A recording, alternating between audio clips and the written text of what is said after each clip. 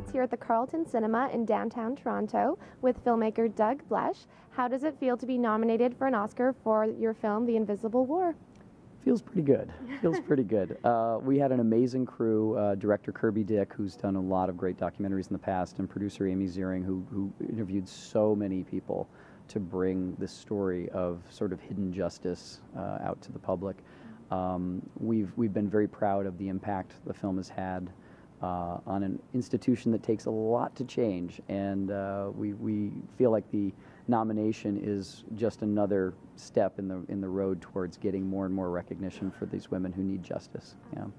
And how did you get on board with the project? I'd worked with Kirby before on a film called Outrage, which was another film I'm very proud of. But I don't know, when he brought it to me, it was like, yeah, this is something that needs to be done. And we worked on it for a better part of a year. They were on the road quite a bit before that, getting interviews and really following some stories.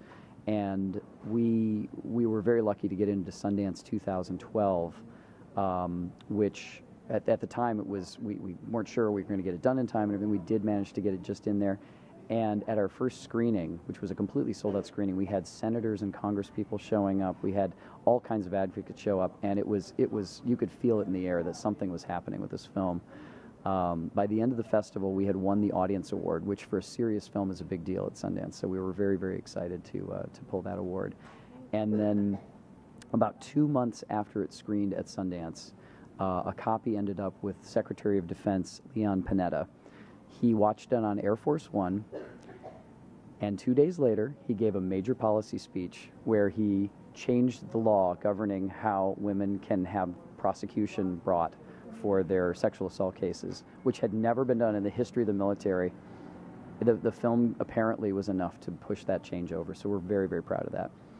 And obviously it's a terrible thing for women and men. Can you speak to some of the discoveries that maybe you weren't aware of through making the film? Well, I mean, there are statistics in the film that people literally are so shocked. We hear gasps when we show the film.